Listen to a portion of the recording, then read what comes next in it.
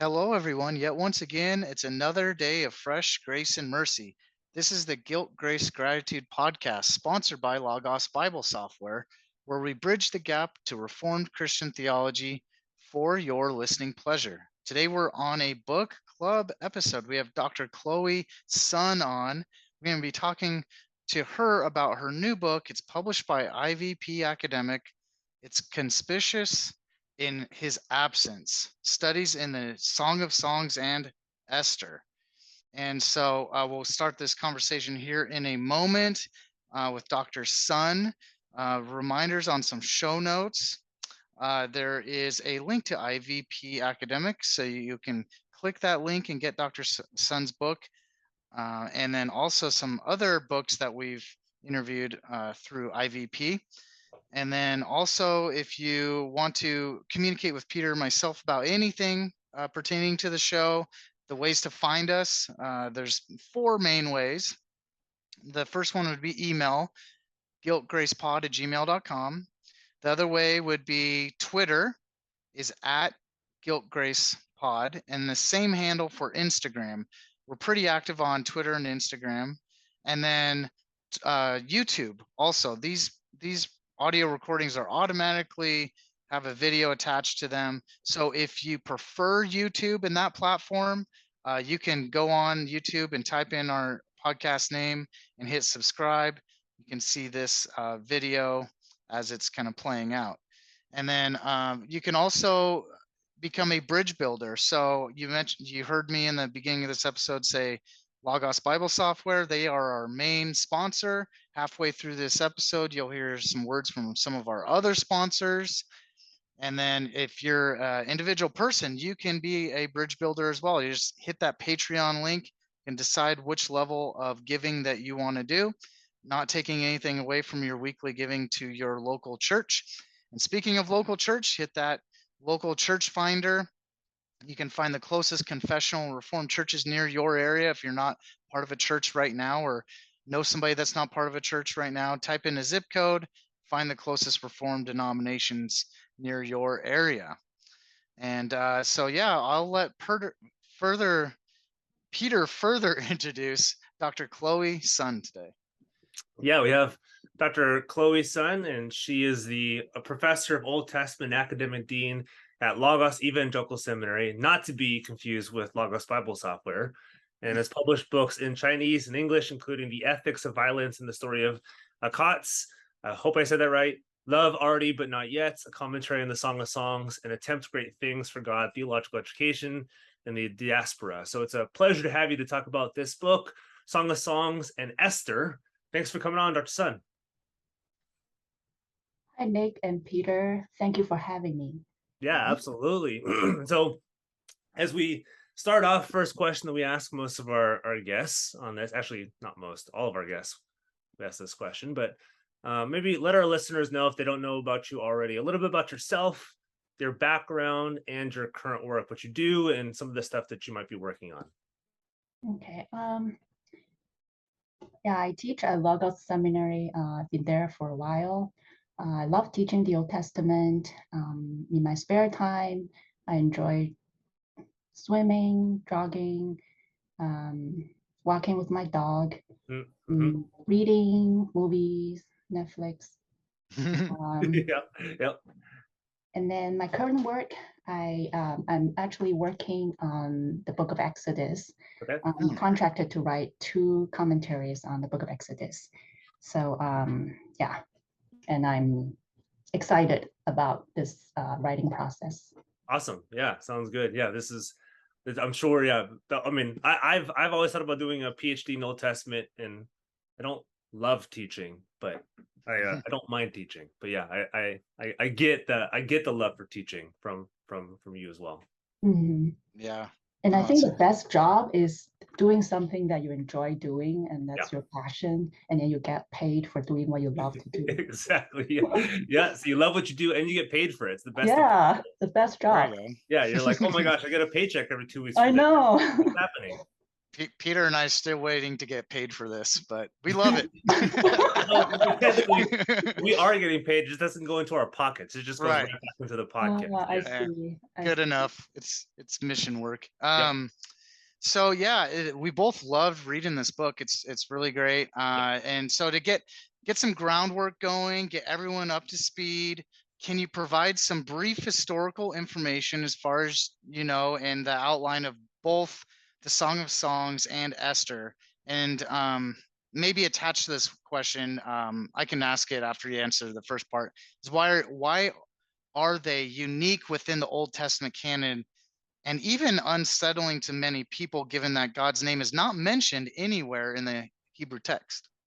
Okay, thank you for your question. So for the historical information, do you mean the history of interpretation, or do you mean the like when it was written, content? who it was written by potentially, or like okay.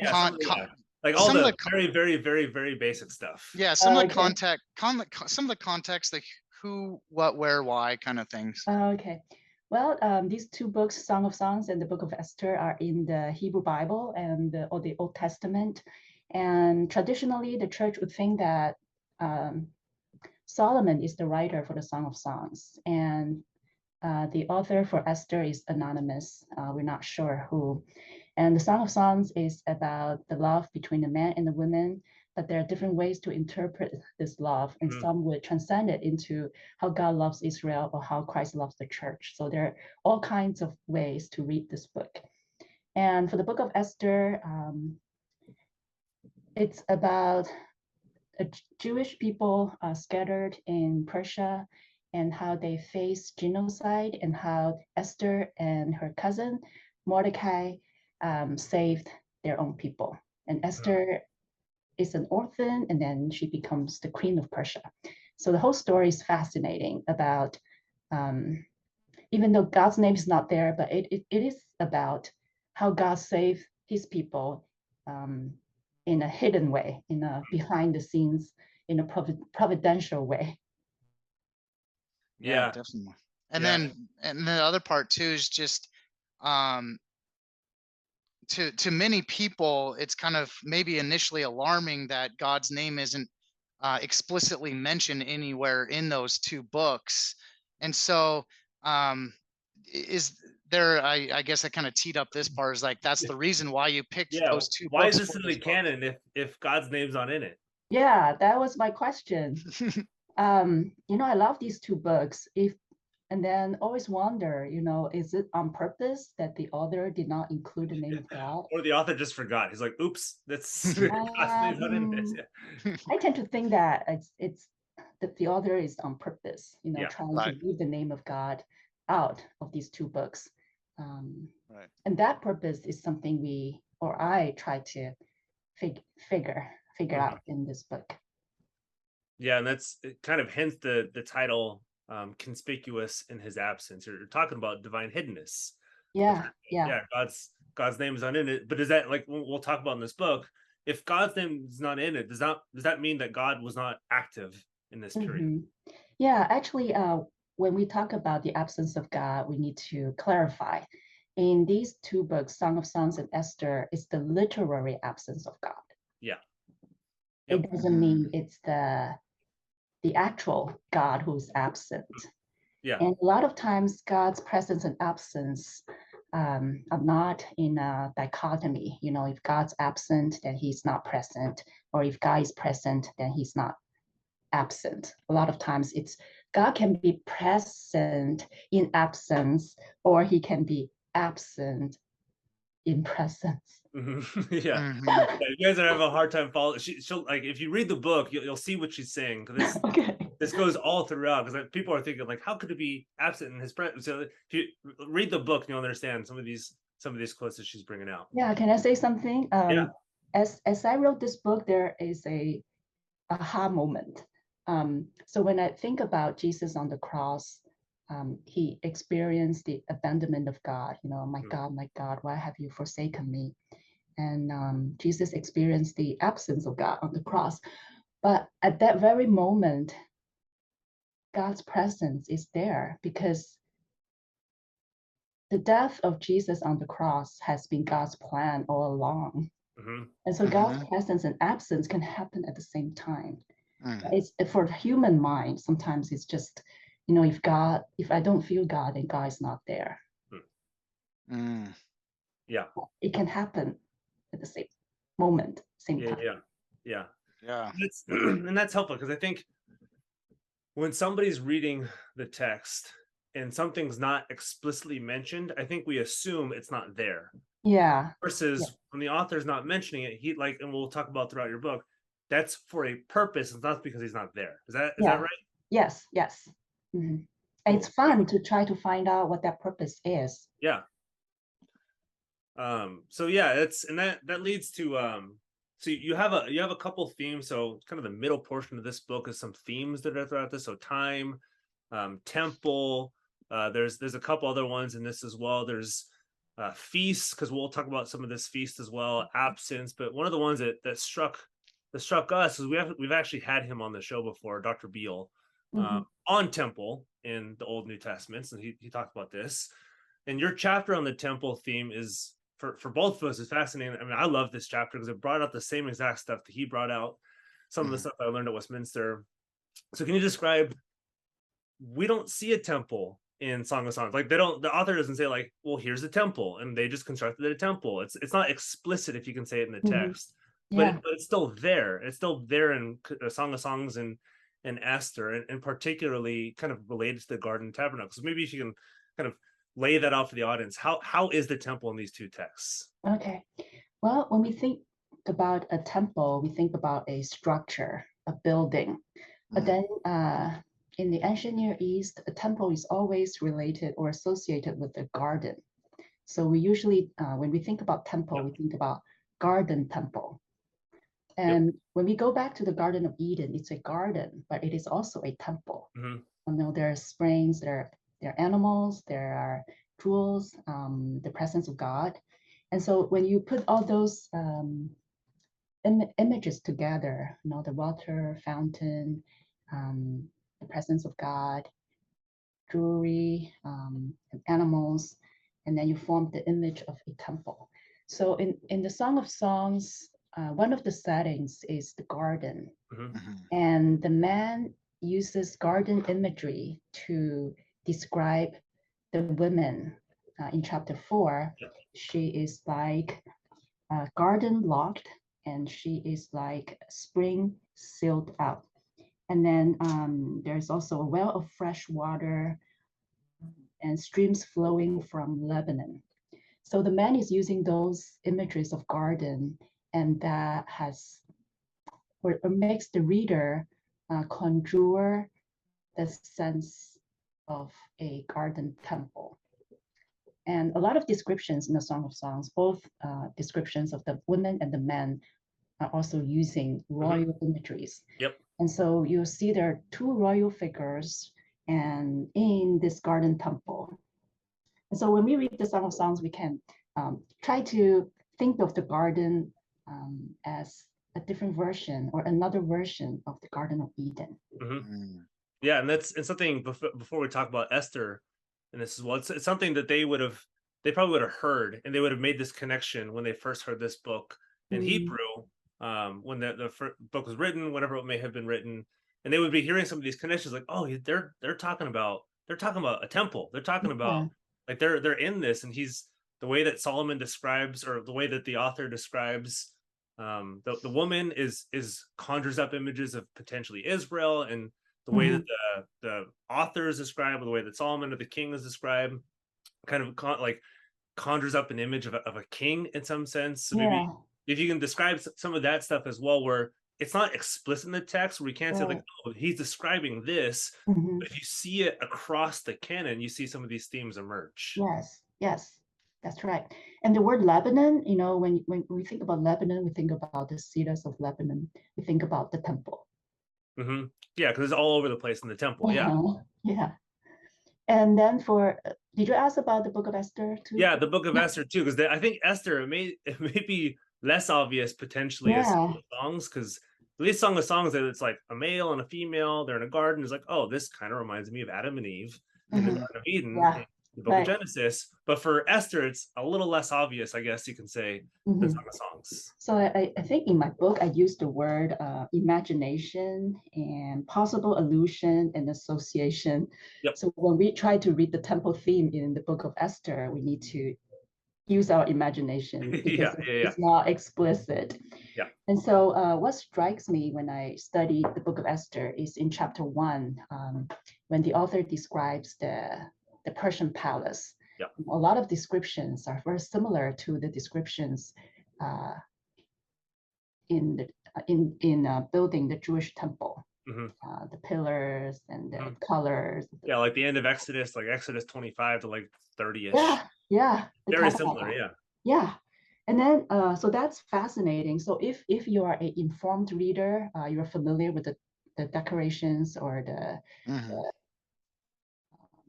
elements that built the tabernacle, then when you read the descriptions of the Persian palace, you see, hey, why are they so similar? What does it mean?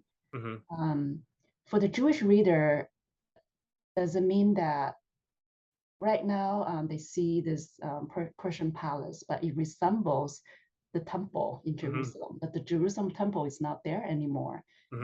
And so it kind of symbolized God's absence. Yeah. Anyways, there are a lot of thoughts will be going on in the Jewish mind. And then when we goes to Esther 8:15, the verse describes the clothing of Mordecai. Yeah. And the descriptions of his clothing is like the clothing for the priestly garment. Yeah. And that's so amazing. Yeah. And what does it mean? Can I quote myself? Yeah, do it. I raised quote the author. questions. Yeah, the one you wrote the book. Yeah, I just raised several questions about the clothing of Mordecai that's resembling the priestly clothing.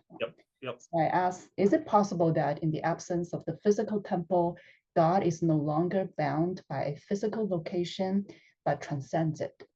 At the time of exile and Jewish diaspora, is it possible that God's presence has shifted from a physical temple to his people?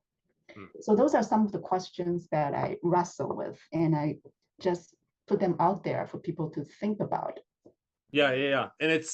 And we'll dive into this question a little bit further later on, but this is more specific kind of towards temple themes too, because the way that Mordecai is described, it's and Esther is described as well. And this is not necessarily making a connection with Song of Songs, but it's somewhat similar to Joseph going into Egypt, going to the house of Pharaoh, right? You're right. It's like a type scene, like similar type of story.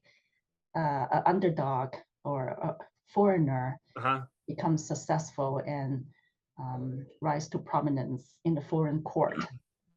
Yeah, and then you can call it whatever, Pharaoh's temple, Pharaoh's palace, and Mordecai goes in the same place into the Persian palace. Yeah. Seeing all these themes, like, oh man, there's all this stuff all over the place. Which you can connect that to the Daniel narrative too.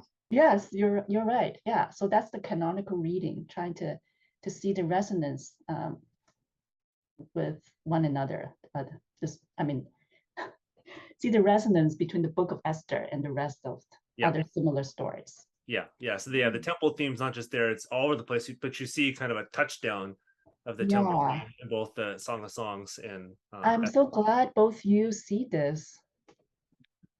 Yeah, I feel like it's for me. So I was schooled in this stuff. So Westminster, we were grilled on Old Testament themes, and so one of our big stuff was the temple, and the book that you quote quite a bit during this chapter is actually quote a bunch of them in your footnotes. I'm a nerd, so I go to footnotes to see what you quoted. But the temple and the church, I forget the exact name. It's the temple and the mission of the church from Dr. Beale. Yeah, yes. A lot of the same things that you pull up too. Yes, I love that book. Yeah. And so yeah. Well, another theme. So besides the temple, and I mean, you guys, people who are listening to this, you can go to the book to find so many more themes that we can't touch in an hour. But another major theme, and kind of maybe the major theme that you make a case in this. A connecting theme is the Jewish calendar and the feasts, the festivals. And so what festivals comprise, and sorry, Nick, for taking the thunder on this because you want to get this one right. The megalotes. What two feasts or festivals are most prominent in Song of Songs or Esther, and how are they related, and why is this vital when we read these two books in the context of the 5 books of the megalotes and the context of the canon as well? Okay. Well, for those who are not familiar with the word megalote, it actually means 5 books or 5 scrolls. And so in the Hebrew Bible, there are 5 books. Let's see if I can remember them right. Well, besides Song of Songs and Esther, there's Ruth and Lamentations and Ecclesiastes. So these 5 books are read or sung during 5 Jewish festivals. And the Song of Songs is sung in Passover. And then the book of Esther is read in Purim. And so what is the significance and why is this theme, festivals, why is it vital to our interpretation of these 2 books? So in this book, in this chapter, I try to approach it from the perspective of the Jewish community, how they receive the Song of Songs and Esther, rather than from the authorial intent of these 2 books. And so even though these 2 books do not have the literary presence of God's name, that they are used in 2 religious festivals, the Passover and the Purim. So that means the Jewish community or the religious community receive these 2 books as part of their religious culture and ritual. And for Song of Songs, for us contemporary readers, we may see it as a song. Its genre, it's a song or a lyric poetry. But then for the early Jewish exegetes, interpreters, they take the Song of Songs as a parable about how God loves Israel. So in that sense, the Song of Songs is not just a song between a man and a woman. It's a love song between God and Israel.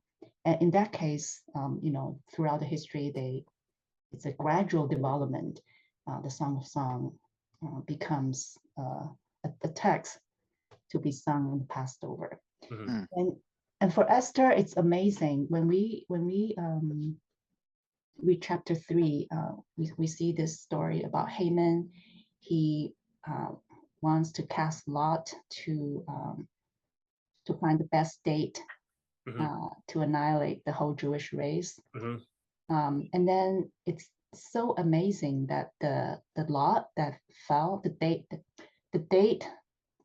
that the lot fell is the date before Passover.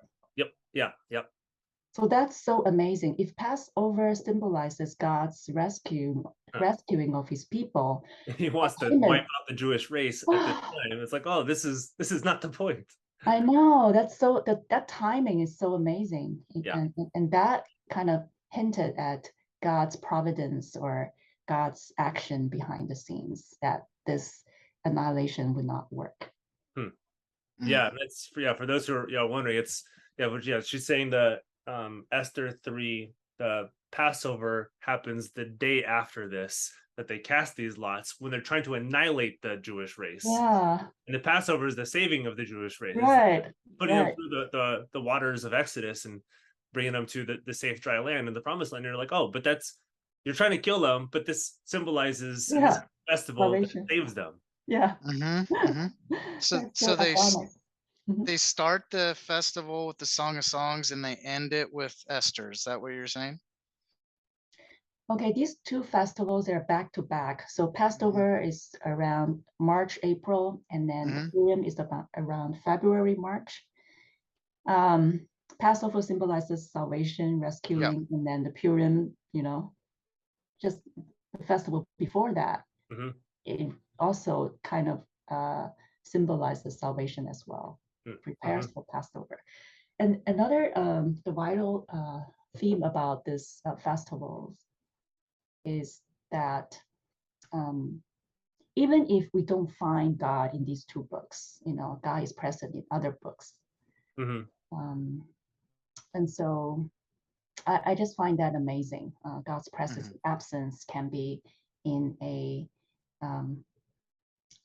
dialogue or in a dynamic relationship. And in these two books, God's absence is hidden, but in other books, God's presence is more obvious. Yeah. Before Nick asks his next question, and for those who may have a little bit better knowledge of the Bible, if they think of Passover, my guess is their next thought is not Song of Songs. They're not they don't make that connection really. So maybe you dive into this a little bit in the book, or you dive into a lot in the book, kind of the different readings and the different rabbinical understandings of this. And maybe help our listeners out with Song of Songs doesn't sound like the Passover.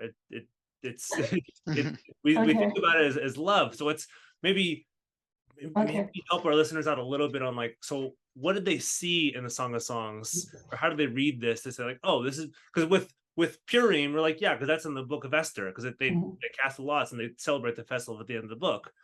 But with Song of Songs, they don't celebrate Passover at the end of the book. Yeah, it's connected to Exodus. What do they see that connected it? Yeah, good question, because you're right. We cannot find the word Passover in the Song of Songs. We cannot find the word Exodus in the Song of Songs, or even Israel or the Red Sea. Yeah. Okay, let's go back to the genre of the book. So as I said, in earlier Jewish interpreters, they see the Song of Songs as a parable a parable describing how God loves Israel. Yeah. And their way of interpretation is seeing God and Israel's history in other books. For example, when they come to Song of Songs 1:9, this is in the text. It says, "The man is praising the women. To me, my darling, you are like my mare among the chariots of Pharaoh." And then when the rabbis read this verse, they will have a discussion among themselves. So one would say, when is this? So instead of asking questions, who is praising who, or why is the man praising the woman this way, they ask the word when. When did this happen? And then another rabbi will respond and say, oh, he talks about the chariots of Pharaoh. It must happen at the Red Sea. And then they take this out of context. And then they will say, oh, okay, this is about how God loves Israel at the Red Sea and rescued her. Gotcha. Okay. Yeah. So it's like you said at the beginning, that they're using a different interpretative approach than we might be coming to the book of Song of Songs, which is why they associate this with Passover. When I think when we're interpreting this through kind of what we think of as the authorial intent, we may not see this as explicitly, versus they have seen this in the text. You talk about, I mean, people can read this, that the 5 different kind of not timings, but the 5 different portions of the Song of Songs, and where this lands and where something else lands at the end of it, which we don't have to get into all that stuff right now, but it kind of does aid in this interpretation on seeing this as the Passover, because at the beginning of this and then waiting to the consummation at the end. Yes. It's a different reading strategy.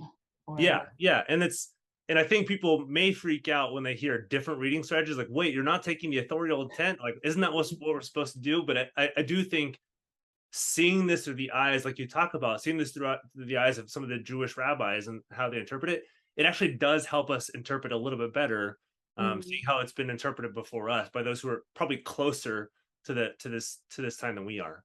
Yeah, I think it may not be what we think is the right way to interpret the book, but it enriches our understanding about the book and the history of the book. Yep. Yeah, and a pre-question before my question, just real quickly, towards the beginning of the episode, you mentioned the potential author of Song of Songs, and it's debated that Solomon would be the author. It also makes sense that it could be not just Solomon, it could be another author, there could be a female author.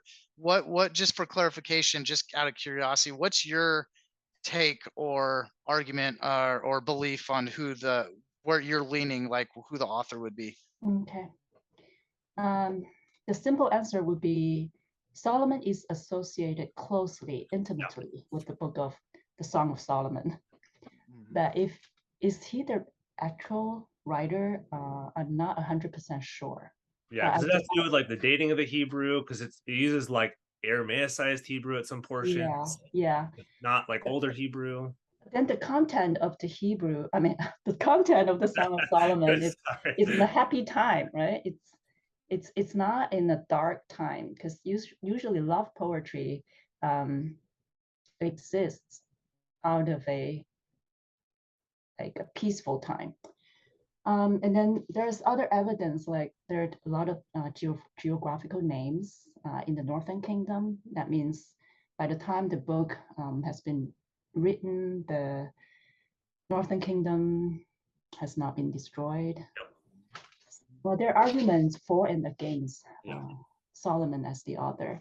Let's see. Rather hotly debated between. Yeah, but then some scholars would think that this book is written by a female author. And I think a lot of reasons is because it's so descriptive about a woman's inner world.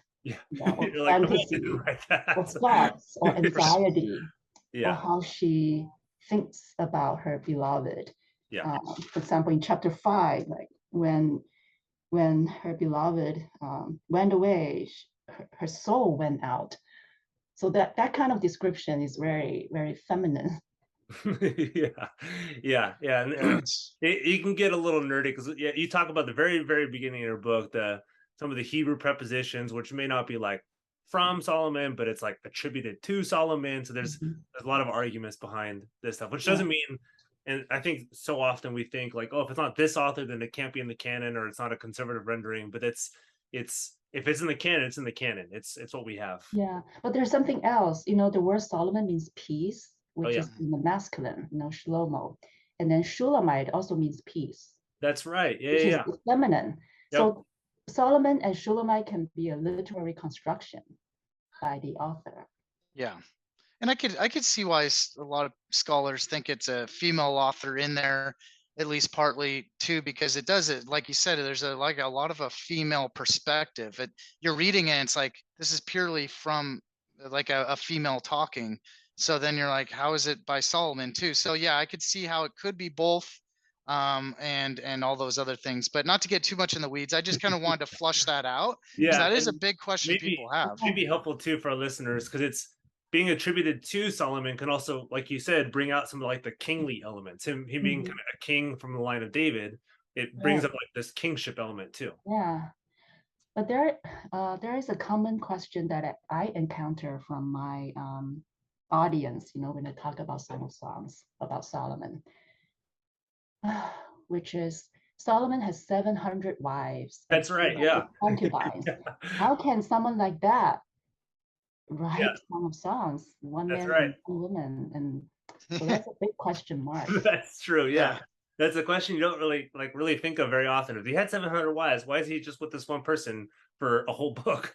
Yeah, I know. Yeah. No, it's good. Yeah, and then just how you're relating it to the Garden of Eden, post fall, obviously when it was written, but it's kind of going back to redemption of how God is going to relate to us in a pre-fall state. Yeah, or how he did Adam and Eve gone right.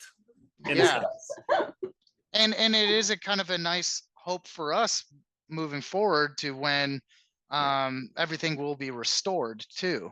So but going on to my real question, I apologize for that. So some of the groundwork has been laid here. What is the relevance canonically and theologically for the absence of God in these texts? And how does this relate to when, this is kind of a practical part of the question, how does this relate to when we feel God is absent in our own lives? And so, yeah. Okay. So when we hear pastors preach, or when we read books about the Bible, sometimes we focus more on the presence of God as a way to encourage believers and to give hope for believers to trust God. But a lot of times in real lives, we do experience the absence of God. This is how we perceive that God is absent, or how we feel that he's not there. Doesn't mean that God is not there. And so the experience of the absence of God is real in believers' lives. And if we don't have these two books, then something's missing. So there will be a misalignment between our lived experience and with the biblical witness. And so how does this relate to when we feel that God is absent? We can relate to the psalmist in the lament psalms, and we can I was about to bring that up. Yeah. We can relate to the experience of Job. Their feelings are real, their experiences are real. And so that makes our own lives and the lives of the biblical characters, we can have more interactions in that way and understand them better. And also, the absence of God also teaches us how to think about God and how to relate to him, especially when we feel that he's absent. So these are profound questions believers need to wrestle with. Yeah, that's helpful, because I think, like you said, and you talk about in your book, and I've actually heard from other podcasts, those who may not see the Bible the same way that we would see it, but that they kind of do lament that, like, sometimes the sermons or the Bible studies or whatever it is are almost only kind of like happy-go-lucky, like you're gonna figure it out, like things are gonna go well, when they've had a really, really, really rough week, and they're like, but that's not what I felt. That's not like I felt that God was absent from me. And it's like you said, it's like you can be really happy that two books in the Bible don't say God's name, because it's like it's okay. It's like it's okay not to like immediately receive this thing and say like, oh man, I got things figured out. Yeah, and I think these two books, the presence of these two books is a theological necessity. Otherwise, where do we find the absence of God? Yeah, it's like what Jesus said, like you said, what Jesus said on the cross, like we are like, are we allowed to say that? Or like the lament psalms and then like imprecation psalms, like, is that okay for us to say now? Like, where God, where are you? Why have you not struck down my enemies? Yeah, there's some reality in there, and these books, Esther and songs written obviously a long time ago, during the Old Testament era, but it's still relevant to today, and it's reminding us, just because God seems absent, and that's an illusion, because he's never totally absent, it's just more silent, to not question to not feel bad about not have your faith questioned. And I think, like what you're saying, Dr. Sun, is where you have in a lot of this only talking about God's presence all the time. And then if you do feel like in your personal life God's been kind of distant or quiet, it shouldn't make you it'll automatically, if your message is only that he's always present, then that makes you feel like, oh, am I ignored by him? But these two books remind us, he's in the background working. Yes, you're right. And it kind of allows us, like you say, it allows us to ask that question, like, God, where are you? Instead of us always saying like, oh man, me and God are always tight, where we know God is always there for us. Like, I think sometimes we think like, am I allowed to have these questions? Am I allowed to think these things? Which I think you bring out really well in your book, kind of theologically. Thank you. So bringing out, we've kind of dipped into this a little bit, but maybe we can bring this out. Your longest chapter by far is the canon chapter, which is good because you go through kind of the theology of this and where we see kind of what we call you call resonances and dissonances, the things that are very similar and things that are dissimilar.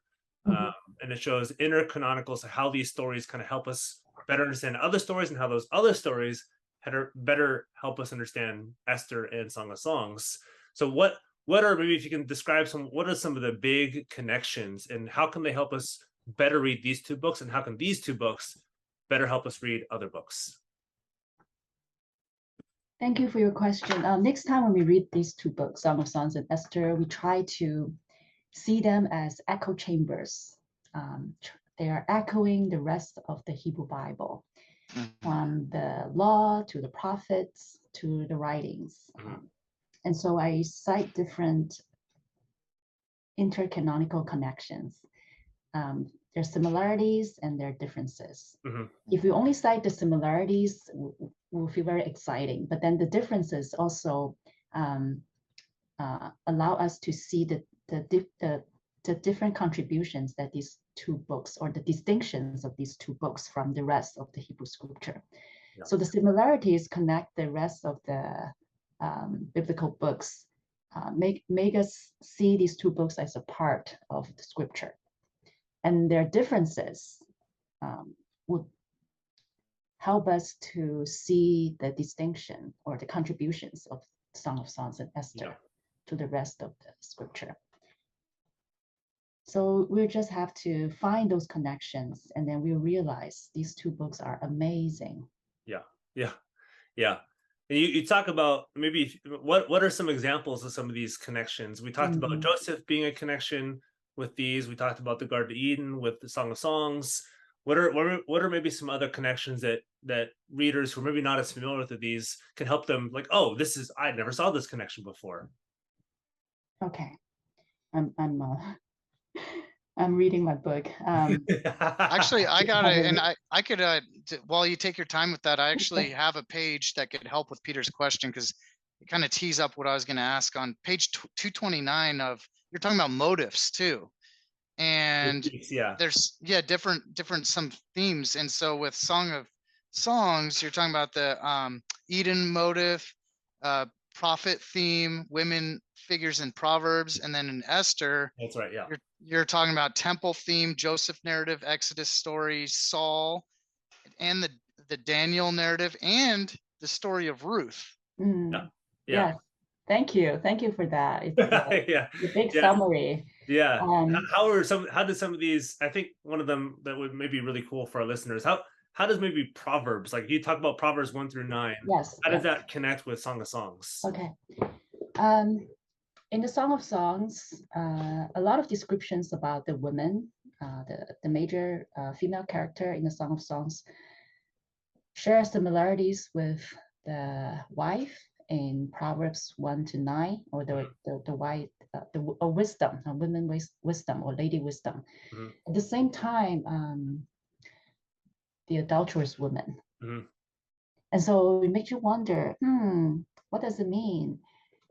And so one of my, I guess, conclusions would be the poet of Song of Songs, he or she may share the similar literary stock with the world of the Proverbs. But another way to see it is the woman in the Song of Songs, she has the character of the Lady Wisdom in the Proverbs, but at the same time, she has not the character, but similar, how should I put this, images with the adulterous woman, but then she is in the marital context, as opposed to the adulterous woman, out of the marriage context. So that's that. There's you make so many more connections than these that we can't bring out in some of this. But maybe what are some differences that we see? Obviously, the big kind of glaring one is God is not mentioned in Song of Songs and Esther. But maybe what are some like you said, dissonances that help us better understand these two books too? Okay. Song of Songs is another version of the Garden of Eden. So there are similarities, like the fountain, the water imageries, as I mentioned earlier. But the difference would be in the Garden of Eden story, the man is the leader. It is the man who leaves his father and his mother and be cleaved with his wife, and it's the man who named the women. But then in the Song of Songs, it's the woman who's the leading character. That's right. So that's the difference. Yep. She goes searching for the man. She goes wandering for him. Yeah, her heart longs for him versus its plants in the garden. Yes, and then also in the Garden of Eden story, it's more functional. The man is to till the ground, The man is to work in the Garden of Eden, but then the woman is the helper of the man. There's no love mentioned. But then in the Song of Songs, it's not functional. The man and the woman. It's all about their mutual admiration and love. Yeah. It doesn't really talk about their work. Doesn't really say what they do. They just long to love. It's all about love. Yeah, that's right. I feel like there's a song out there that says all about love. I have a question about Esther too. And I was initially thinking like maybe I shouldn't ask this, or it seems like a dumb question, but I think I know the answer, but I'm going to throw it out there because I think it's a question the audience would have too, is how come Ruth isn't put in here? Because a lot of people think of Esther and Ruth, they package them mentally together. I know I've done that in the past.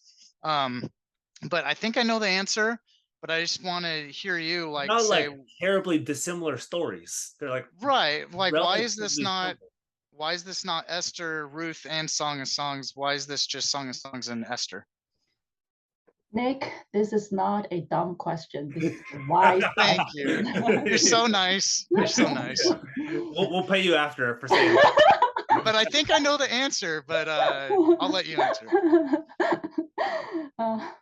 Traditionally, people put Ruth and Esther together because they're both narratives, right? Song of Songs is not a narrative, and there are more similarities. A female lead too in both of them. Yeah. Narratives, female lead named by women. The title of the book title named by women, and also foreigners and Israeli, the relationship, marriage. A lot of similarities. Well, if I were to write a book on Ruth and Esther, a lot of people have already written on it. None has put Song of Songs and Esther together as a book. Yep. Another thing is God's name is there in even though God is also hidden. That's what I was gonna say too. Yeah. When we go to Megillah, the 5 books, we can see the absence of God as a major theme. Even in Lamentations. Yeah, because the temple's destroyed and they're trying to figure out. And in Ecclesiastes, it's kind of dark too. Exactly. Yeah, life under the sun.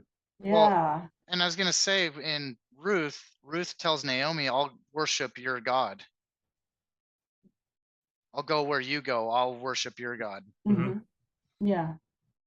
So there's a lot of like you said, there's a lot of similarities, but there's also some differences too, because there's no God mentioned in the book of Esther, but there's God mentioned in Ruth. And Ruth is a Moabite, and she goes with Boaz, so Ruth is not from the same line nor from the same kind of tribal ancestry. And Esther goes with Mordecai into the Persian palace, and so they're going to the place that's not Israel, and they're like, where's the temple? Where are they supposed to be going? This is not right. Yeah, I actually taught a course on Ruth and Esther together. Oh, cool. So a lot of people just those 2 books together. Because it's kind of odd that nobody's ever put a book on the 2 books. Maybe they're just scared of the 2 books that don't have God's name in it, and you're like, I'm gonna do it. I like it. Maybe. Yeah, so there's some major connection. We've brought up a bunch of those, but as a final word, so we're kind of tying a bow around this. And again, there's so much that we haven't covered, and I would really encourage our listeners to go buy this and see some of the stuff that we haven't covered, and everything else the Dr. Sun has written about. But as a final word, how are you hoping this work better helps us read and understand Song of Songs and Esther, as well as kind of the major theme of God's absence and presence? Both, how do you want us to better read this after reading your book, and then how can we understand kind of our own thoughts, maybe our own insecurities, and thinking like, where is God in my life, and why doesn't he act more than he does? So Song of Songs and Esther, they are small books when compared to Genesis, Exodus, Isaiah.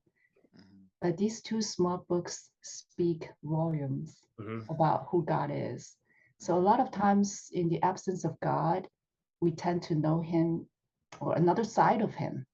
And that completes the picture, or help us understand more fully who God is in both his presence and absence. So reading these two books would contribute theologically to the nature of God and who he is and how we are to relate to him.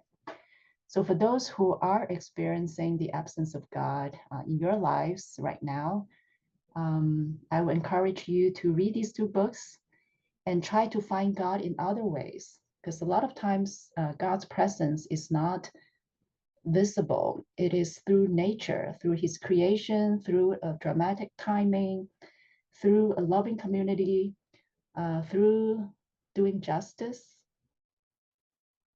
There are different ways to sense God's presence. So I would encourage you to explore those ways and to be in touch with a loving human community helps. As in Song of Songs, you know, they're not just one person, there are two major people. And then in the Esther, there is a faith community. Yeah, no, that's helpful, because I think these are sometimes it's a question Christians can be fearful to ask, and they feel like, I can't talk to my pastor about this, or I can't talk to my friends about this. But like you said, we have two books in the canon which have helped form the church, and the church is recognized as being inspired, that don't name God.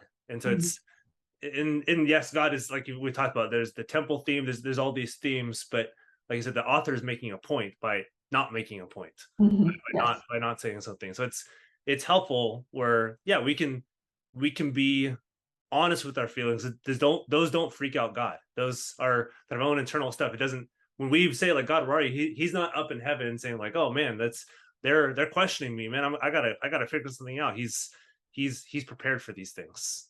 And I was gonna add too, just speaking of Esther, God gave her wisdom to make certain decisions and choices. I would say she wouldn't have been able to be that leader and make those choices and be smart and wise if it wasn't for God. Yeah. And it's, maybe I read this in your book, or maybe I'm just making a connection, but it's not dissimilar from the wisdom that Adam was supposed to have. He was supposed to name things, and he was supposed to do what was right in God's eyes, and he didn't. And in a sense, Esther's given that same mandate, like, you have to do this, and she does. So it's kind of it sets kind of a contrast between her as kind of her and Mordecai as kind of like Adamic figures versus the first Adam who doesn't do it. Yes. Yeah. That's a great contrast. Thank you. So, maybe another book of yours in the future. But yeah, thanks for coming on, Dr. Sun. I don't know if there's anything else you wanted to add that we didn't get to that you think would be helpful for our listeners to hear. Yeah, I just thank you both for this time that we can talk about this book and this subject about the presence and absence of God. Appreciate you both. Awesome. Yeah. Well, thank you. Thank you for coming on. Thank you for talking about your book. Thank you for writing your book. And we're looking forward to some other stuff that you have coming in the future. Okay. Thank you. Thank you both. Thank you.